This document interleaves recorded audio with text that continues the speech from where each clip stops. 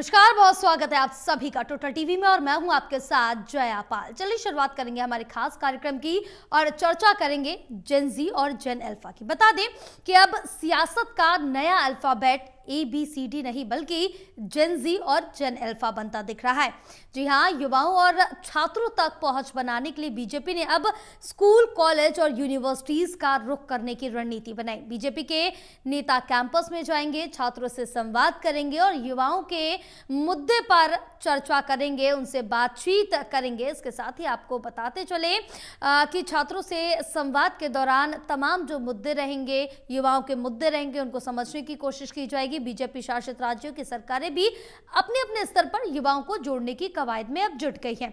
हरियाणा में मुख्यमंत्री नायब सिंह सैनी 21 अगस्त को गुरुग्राम में जेन जी उद्यमियों से सीधा संवाद करेंगे। स्टार्टअप शुरू करने वाले युवाओं के लिए एक मास्टर क्लासरूम और स्टार्टअप रूम बनाए जाएंगे। वहीं युवा उद्यमी यात्रा को भी हरी झंडी दिखाई जाएगी। लेकिन सवाल सिर्फ संवाद का नहीं, सियासी भरोसे का है। कांग्रेस और राहुल गांधी भी पिछले काफी समय से छात्रों और युवाओं के बीच अपनी पकड़ मजबूत करने की कोशिश कर रहे हैं। ऐसे में जंतर मंतर की घटना के बाद युवाओं के बीच कौन अपनी राजनीतिक जमीन मजबूत कर पाएगा, बीजेपी या फिर कांग्रेस? इस पर आज की होगी बड़ी बहस।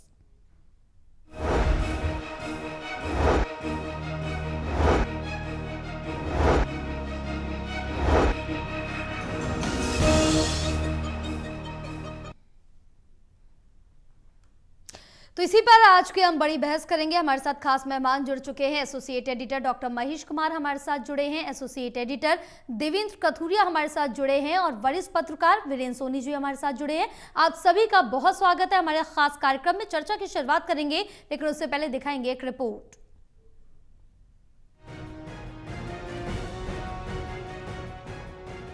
स्कूलिंग के वक्त हम सब ने खूब और अच्छे से पढ़ा है, necessity is the mother of invention, यानी आवश्यकता ही आविष्कार की जननी है। अब अपने नेताओं को भी इस उम्र में इस मुहावरे का मतलब समझना पड़ रहा है। दरअसल पिछले एक महीने की जेन जी और जेन अल्फा की अंगड़ाई ने पूरी सियासत ही बदल दी है। सियासी दलों का ध्यान बाकी मुद्दों से हटकर अब बस इसी पर लगा है। अब मंत्री, विधायक, केंद्रीय मंत्री स्कूल, कॉलेजों और यूनिवर्सिटीज में जाकर दौरे कर रहे हैं। मोदी सरकार ने तो कार्यक्रम ही शुरू कर दिया है, रोजाना एक मंत्री एक यूनिवर्सिटी। जैसे कभी बीजेपी ने कार्यक्रम शुरू किया था चलो गांव की ओर, अब चलो स्कूल कॉलेज की ओर। प्रदेश के शिक्षा मंत्री महिपाल ढांडा अब स्कूलों में जाकर छात्र छात्राओं से संवाद कर रहे हैं। हाँ बोलो। आज हमने एसएमसीज को मजबूत किया, इसीलिए किया है कि एसएमसीज में जो 15-20 लोग होते हैं, गांव के, समाज के प्रबुद्ध लोग, हमारे टीचर्स, ये सब मिलते हैं और मिलके कहीं भी अगर कोई चूक है, कोई कमी है, उसको दूर करते हैं। और उसमें भी हमने अब ये कह दिया कि 25 लाख रुपए तक का कोई भी काम होगा। इतनी बड़ी छूट ये नायब सैनी सरकार ने अब दी है कि कोई भी अगर काम है, कोई चूक है, तो वो एसएमसी करा ले, उसमें किसी के टेंडर करने की आवश्यकता नहीं। और 1 लाख रुपए तक के काम की तो परमिशन स्कूल को दे दी। यानी बीजेपी के लिए अब और आज सर्वोच्च प्राथमिकता वाला काम स्कूल, कॉलेजों और यूनिवर्सिटीज में जाकर जेन जी और जेन अल्फा से संवाद कर उनके मन की थाह लेना हो गया है। तो उधर कांग्रेस और इसके नायक राहुल गांधी जेन जी आंदोलन के बाद से ही छात्रों की गूंज कार्यक्रम कर अब पक्के लीडर बन चुके हैं। एक दिन पहले ही CWC की मीटिंग में तो राहुल गांधी के छात्रों की गूंज के सैकड़ों कार्यक्रम करने का फैसला हुआ है। यानी अब चुनाव से पहले ही फील्ड का सियासी घमासान तेज हो गया है। यही कांग्रेस की परंपरा है। हर प्रधानमंत्री ने अपने समय की चुनौतियों के हिसाब से भारत को आगे बढ़ाया और अगले भारत की नींव रखी। लेकिन आज सवाल ये है कि जिस नौजवानों को हमने 21वीं सदी में दुनिया के सामने सीना तान कर खड़ा होने का सपना दिखाया था, उसके साथ आज क्या हो रहा है। दरअसल अब देश के सियासी हालात ऐसे बनते जा रहे हैं कि सबकी अपनी अपनी भूमिका नजर आएगी। सियासत के समुद्र में से कोई मोती निकाल लाएगा, कोई डूब जाएगा, किसी की कश्ती डगमगाती नजर आएगी, किसी की किनारे लग जाएगी और कोई गुनगुनाएगा, जिन ढूंढा तीन पाइया, गहरे पानी पेट, मैं बोरी डूबन डरी रही किनारी बैठ। Total news Haryana bureau.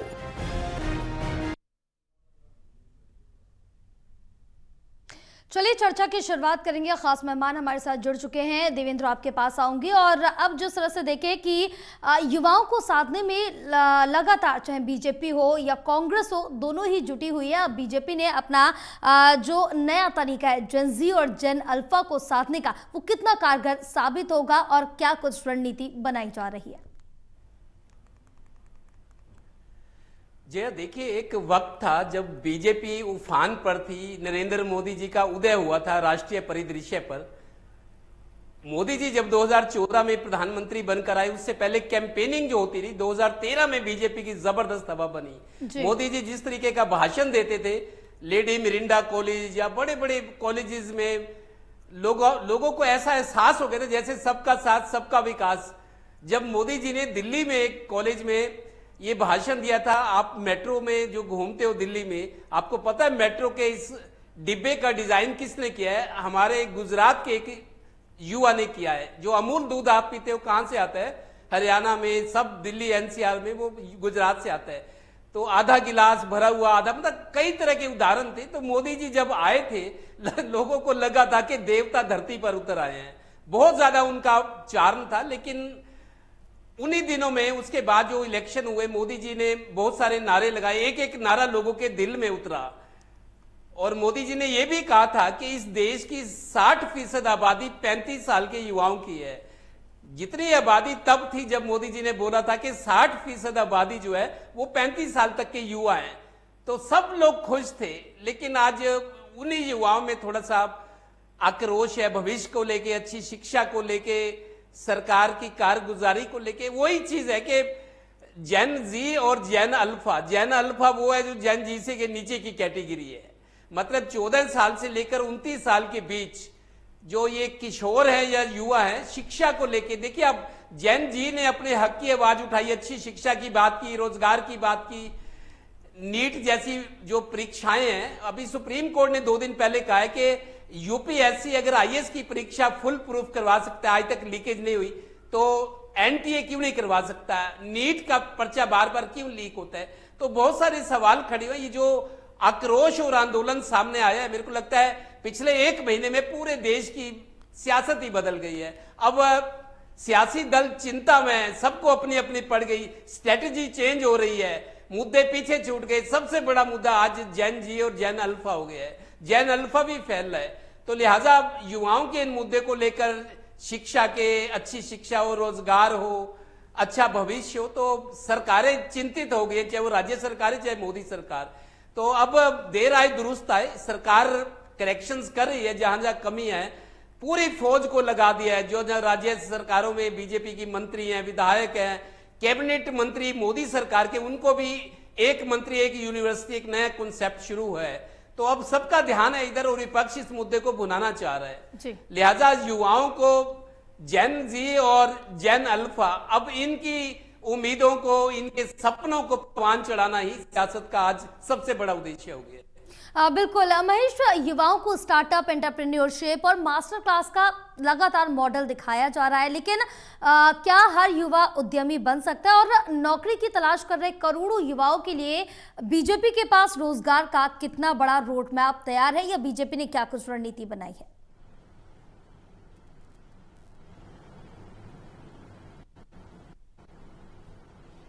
देखिए, मुझे लगता है कि जंतर मंतर पर कॉकरोच पार्टी के आंदोलन से पहले भारतीय जनता पार्टी को शायद इस वर्ग की अहमियत महसूस कभी नहीं हुई। इन बच्चों को इस्तेमाल तो जरूर किया गया राजनीति के लिए, लेकिन सिर्फ 15 अगस्त और 26 जनवरी को हाथों में तिरंगा लेकर एक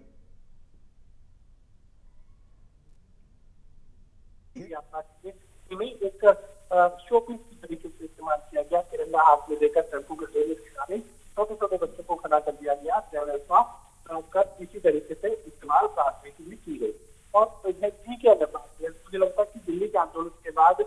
राजनीति से जुड़े लोगों को एक बात समझ में आ गई कि यहाँ नाराजगी काफी ज्यादा है। नेपाल जैसी परिस्थितियां अगर भारत में पैदा होती है तो फिर देश ज्यादा टकराने की क्षमता है। देखिए, अगर इंजन बढ़ जाती है तो फिर बैरिकेड तोड़ना या फिर पुलिस के साथ किसी तरह की झड़प करना या किसी भी आंसू गैस के गोले को छीलना, बैरिकेड तोड़ना या फिर पुलिस के साथ किसी भी तरह की झड़प करना या किसी भी जो है आंसू गैस के गोले को झेलना, किसी लाठी को झेलना शायद लोगों के लिए उतना मुमकिन नहीं है। लेकिन ये जो जनरेशन है जी की अगर बात करें और उसके बाद जो जेन अल्फा की बात की जाए तो ये किसी भी तरह के भय या खौफ के अंदर इन्हें रखा जा सकता है। ये टकराने के लिए तैयार होते हैं और ये बात साबित हो चुकी है दिल्ली में कि आपने जितनी भी बैरिकेडिंग की, जितने भी ये गोले उठा के उनकी मैन्युफैक्चरिंग डेट दिखाने लगे, तो ये मानकर चलिए कि इस जनरेशन को डराया तो नहीं जा सकता। अब इन्हें समझाने की जरूरत पड़ेगी और यही कोशिश मुझे लगता है कि भारतीय जनता पार्टी करने लगी है और खुद प्रधानमंत्री से लेकर मुख्यमंत्री नायब सिंह सैनी से लेकर अब तमाम कैबिनेट मंत्रियों की ये जिम्मेदारी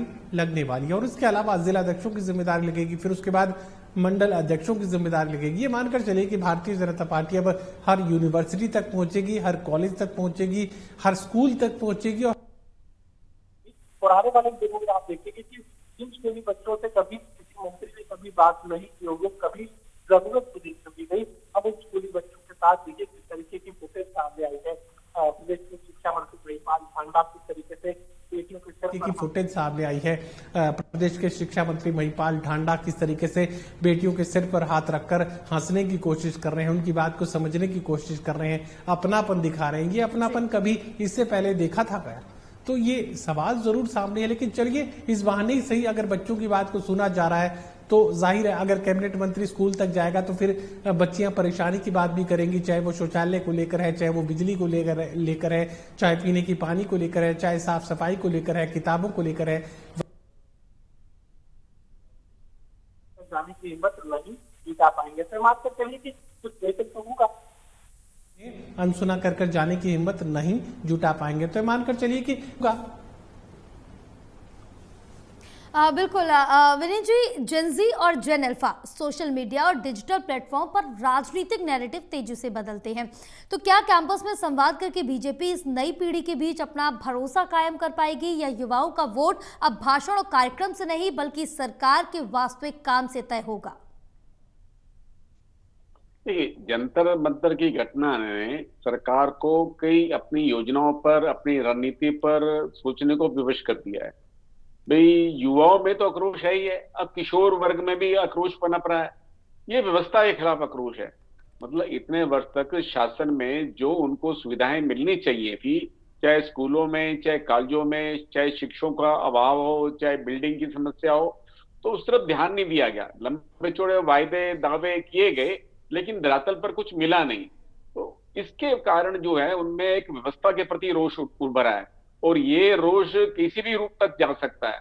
अभी सभी लोग जो हैं, युवा हैं चाहे किशोर हैं, वो अपनी अपनी मांगों के लिए आंदोलन कर रहे हैं, सड़कों पर आ रहे हैं। अभी हमने उन्नाव की घटना भी देखी है। तो मतलब कहीं भी देखा जाए कि अब ये किशोर वर्ग में भी जो असंतोष है वो स्पष्ट दिखाई दे रहा है और सरकार को इस बात की बखूबी जानकारी है कि ये रोष अगर आक्रोश में बदल गया तो सरकार को राजनीतिक नुकसान हो सकता है। इसलिए पहले ही खतरे को भांपते हुए भारतीय जनता पार्टी ने अपना अभियान शुरू कर दिया है। अब ये ठीक है कि जो छात्र और युवा वर्ग में असंतोष है उनको दूर करने के लिए संवाद बढ़ा रहे हैं, संपर्क बढ़ा रहे हैं ताकि उनकी बातों को समझा जाए, जब इससे पहले तो कभी प्रयास किए ही नहीं गए और अब प्रयास हुए। लेकिन देखिए, राष्ट्रीय स्वयंसेवक संघ का अपना सायं शाखाएं, जो इवनिंग शाखाएं होती हैं, जो शाम को शाखाएं लगती थी, उन पर भी प्रभाव पड़ा है क्योंकि अब बच्चे जो हैं अपने कैरियर के प्रति ज्यादा जागरूक रहते हैं। अब खेल और व्यायाम के प्रति जो शाम को एक माहौल दिखाई देता था वैसा माहौल दिखाई नहीं देता है। तो इसलिए अब भारतीय जनता पार्टी अपना व्यापक प्रभाव इस वर्ग में बनाने के लिए नई नई योजनाएं ला रही है, संपर्क बढ़ा रही है, उनको बता रही है कि सरकार की ये उपलब्धियां है, सरकार का जो भविष्य का रोड मैप है वो बताया जा रहा है। और ये देखिए, ये स्थिति क्यों पनपी है, ये स्थिति आक्रोश क्यों पनपा है कि धरातल पर कुछ नहीं हुआ। अगर धरातल पर कुछ हुआ होता, अगर स्कूलों की दशा बदली होती, अगर पर्याप्त शिक्षक होते तो इस तरह की स्थिति नहीं बनती। जो युवा वर्ग है वो बेरोजगारी से त्रस्त है, तो मतलब उद्योग धंधे उतने स्थापित हो नहीं पा रहे, और अफसरशाही का भी बोलबाला है। सरकार अच्छी योजनाएं लेकर आती है, लेकिन उन योजनाओं का लाभ जो है आम जन तक नहीं पहुंच पाता। उसमें कई तरह की लालपिताशाही है, भ्रष्टाचार है। तो सरकार इस ढंग से प्रयास कर रही है कि युवा वर्ग को रोजगार मिले, उद्योग धंधे लगाने के लिए पर्याप्त माहौल मिले, और जो किशोर वर्ग है उनको स्कूलों और कॉलेजों में शिक्षा का वातावरण सही मिले और उन तक पहुंचो। भारतीय जनता पार्टी उन्हें अपने वोट बैंक में परिवर्तित करना चाहती है, तो पार्टी की रणनीति अब इसी पर है। पहले तो महिलाओं पर थी जी। अब भारतीय जनता पार्टी ने अपना फोकस बदल दिया है, और ये देखिए कि हमारे देश में 81 करोड़ से अधिक लोगों को मुफ्त अनाज दिया जा रहा है। ये कोविड-19 में शुरू हुआ था। 2020 से ये स्कीम शुरू की थी, प्रधानमंत्री गरीब अन्न कल्याण योजना, जो अब दिसंबर 2028 तक जारी रहने वाली है। मतलब 81 करोड़ से अधिक लोगों को तो मुफ्त अनाज दिया जा रहा है। तो इसलिए सरकार हर वर्ग को लुभाने के लिए कोई ना कोई रास्ता तो निकाल ही रही है, और ये भी दिखाई दे रही है कि उनमें असंतोष पैदा ना हो, इससे पहले ही उनमें असंतोष आक्रोश में बदले, उस पर काबू पा लिया जाए। बिल्कुल देवेंद्र, क्या बीजेपी का स्कूल कॉलेज अभियान युवाओं को जोड़ने की रणनीति या सीधे सीधे 2029 की सियासी जमीन तैयार करने की शुरुआत है? क्या बीजेपी ने यह मान लिया है कि जो अगली बड़ी राजनीतिक लड़ाई है युवा वोटर्स के बीच लड़ी जाएगी? कि जया 2024 में मई में जो लोकसभा चुनाव हुए थे, मेरे को याद है उस वक्त एक बीजेपी एक नया नारा उछाला था कि 4 वर्गों का सरकार विशेष ध्यान रखेगी अगर ट्रिपल इंजन की सरकार फिर बनती है। हरियाणा की बात है, दिल्ली की मोदी सरकार की। किसान, गरीब, महिला और युवा, इन 4 लोगों को कहा गया था कि सरकार का ध्यान इन पर रहेगा। अब दोबारा से बीजेपी सरकार आनी चाहिए। किसान, गरीब, महिला और युवा। मेरे को लगता है महिलाओं को तो सरकार ने बहुत कुछ, हरियाणा की बात करो, बहुत कुछ दे दिया। फ्री सिलेंडर बांट दिए, प्रॉपर्टी की रजिस्ट्री करानी हो उस पर छूट है, बिजली बिल में छूट है, लाडो लक्ष्मी योजना है, बहुत सारी योजनाएं महिलाओं को दे दी। लेकिन युवाओं का नाम तो लिया गया, लेकिन हुआ खास कुछ नहीं। उसी का नतीजा है कि आज युवा सड़कों पे है। दूसरी बात आपको बता दूं जया, कल कांग्रेस की CWC की कल मीटिंग हुई है। एक कांग्रेस हाईली प्लेस सोर्स ने मेरे को बताया कि यह फैसला हुआ है कि एक तो परिसीमन नहीं होने देगी कांग्रेस। फैसला कल CWC की मीटिंग में किसी सूरत में ये कांग्रेस ने तय कर लिया कि परिसीमन का बिल पास नहीं होने देंगे अगर आता भी है। दूसरा यह है कि राहुल गांधी छात्रों की गूंज का जो कार्यक्रम आए हुए हैं उससे पार्टी को बहुत फायदा हुआ है। राहुल गांधी का भी कद बढ़ा है उससे, और कांग्रेस को समर्थन मिले तो 800 कार्यक्रम कल जो फैसला हुआ है, जो सूचना मेरे को सूत्रों ने बताया कि 800 इस तरह के कार्यक्रम कांग्रेस करने जा रही है। छात्रों की गूंज, मैंने पूछा 800 प्रोग्राम अकेले राहुल गांधी कैसे करेंगे, 4 साल लग जाएंगे। उन्होंने ये बताया कि खाली राहुल गांधी नहीं, जो और नेता है, बड़े अच्छे वक्ता हैं, बड़े नेता हैं, वो भी कांग्रेस के इस तरह के छात्रों की गूंज कार्यक्रम करेंगे। 800 कार्यक्रम पूरे देश के लिए। शायद हो सकता है कि बीजेपी ने इसी वजह से अपने विधायकों को, मंत्रियों को, और मोदी जी ने अपने मंत्रियों को स्कूल, कॉलेज, यूनिवर्सिटी भेजना शुरू कर दिया, जो कांग्रेस अब करेगी। तो युवाओं का मुद्दा मेरे को लगता है एक सबसे बड़ा मुद्दा रहने वाला है आने वाले चुनाव में। बिल्कुल महेश, क्या आने वाले चुनावों में जाति, धर्म और पारंपरिक वोट बैंक से ज्यादा बड़ा ये जो मुद्दा है, ये जिक्र देवेंद्र भी कर रहे थे कि जो युवा है, रोजगार है, स्टार्टअप है, शिक्षा और डिजिटल अवसर बनाने वाला है। अगर ऐसा है तो क्या बीजेपी ने कांग्रेस से पहले इस बदलती सियासत की नब्ज पकड़ ली है?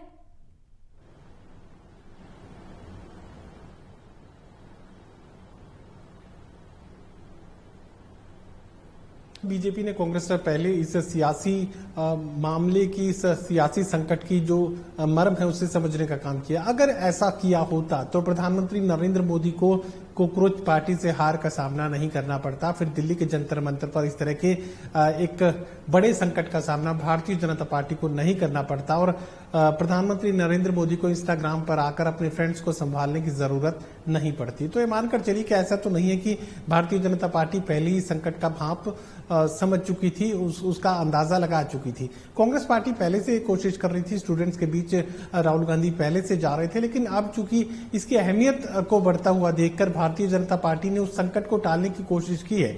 जैसा कि मैंने पहले जिक्र किया कि जो नेपाल में हुआ वो कहीं भारत में ना हो जाए, क्योंकि पार्लियामेंट के बेहद करीब ये स्टूडेंट्स पहुंच चुके थे और ये माना जा सकता है कि अगर इस तरह की परिस्थितियां देश में दोबारा पैदा होती है तो फिर देश के लिए एक बहुत बड़ा संकट भी, अंदरूनी हालात खराब हो सकते हैं और बेहद बड़े संकट का सामना देश को करना पड़ सकता है। ऐसे किसी संकट को टालने के लिए भारतीय जनता पार्टी स्कूलों तक जाने के लिए तैयार है, मोदी स्कूलों तक जाने के लिए तैयार है, उनके तमाम राज्यों के मुख्यमंत्री अब स्कूलों कॉलेज तक जाएंगे, यूनिवर्सिटी तक जाएंगे, अब स्टूडेंट्स के मन की बात को समझने की कोशिश की जा रही है। तो ये मानकर चलिए कि अभी भारतीय जनता पार्टी, जैसा कि मैं पहले हमेशा बीजेपी को लेकर कहता हूं कि बीमारी को आने से पहले उसे जांचने, परखने और उसके इलाज की तलाश बीजेपी के लोग शुरू कर देते हैं। अभी चूंकि बीमारी तो आ चुकी थी और उसका असर भी दिखाई दे रहा था, लेकिन अब उसके इलाज की कोशिश जो है वो भारतीय जनता पार्टी की तरफ से शुरू कर दी गई है। लेकिन अब तक जो आप जिक्र कर रहे थे कि देखिए जाति का क्या असर रहेगा या जाति बेअसर हो जाएगी, अब तक तो ये मानकर चलिए कि चाहे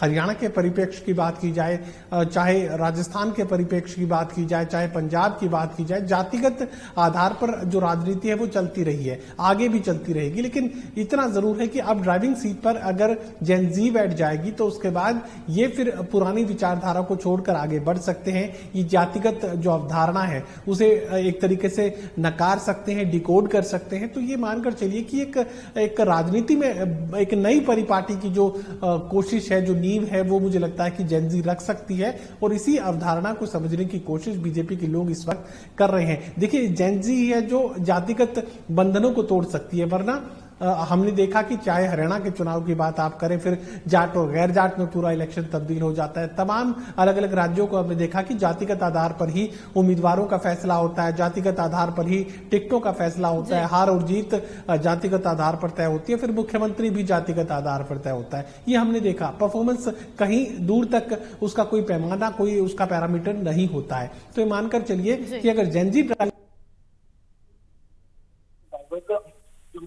वो देखने को मिल सकता है। बिल्कुल विनीत जी, आपके पास आऊंगी। एक आखिरी सवाल, क्या आने वाले चुनावों में युवा वोट सिर्फ एक आंकड़ा नहीं बल्कि सबसे निर्णायक राजनीतिक फैक्टर बनने जा रहा है, और अगर ऐसा है तो बीजेपी और कांग्रेस में से कौन युवा की भाषा समझने में आगे है?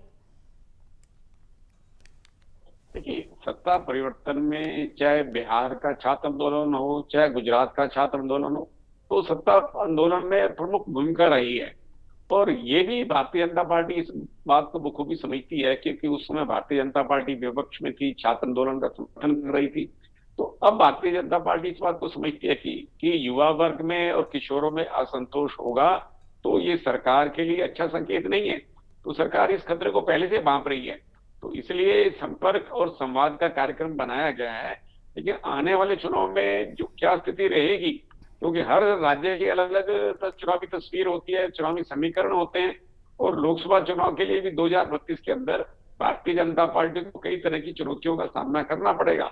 और अगर विपक्ष जो इस समय विभाजित है, अगर विपक्ष संयुक्त रूप से लड़े, छात्र आंदोलन को जिस तरह से कांग्रेस हवा दे रही है, अगर ये आंदोलन उग्र हो गया तो सरकार के लिए निश्चित ही परेशानी का कारण बनेगा। बिल्कुल। बहरहाल पूरी चर्चा के लिए आप सभी का बहुत शुक्रिया। तो बहस सिर्फ इतनी नहीं है कि बीजेपी स्कूल कॉलेज जाएगी या कांग्रेस युवाओं के बीच अपनी पकड़ बढ़ाएगी। असली सवाल तो यह है कि नई पीढ़ी की सियासत का एजेंडा कौन तय करेगा। जंतर मंतर के बाद युवाओं के मन में उठे सवालों का जवाब कौन देगा। इसके साथ ही यहाँ पर सवाल ये भी उठता है कि शिक्षा की चुनौती पर भरोसा कौन जीतेगा और जेनजी के साथ किसका कनेक्शन ज्यादा अच्छा यहाँ पर फिट होता नजर आएंगे। सियासत इस बीच काफी ज्यादा है, प्रतिस्पर्धा की शुरुआत हो चुकी है, फैसला आने वाले वक्त में होगा। रुकेंगे एक छोटे से ब्रेक के लिए, ब्रेक के बाद जल्द हाजिर होंगे।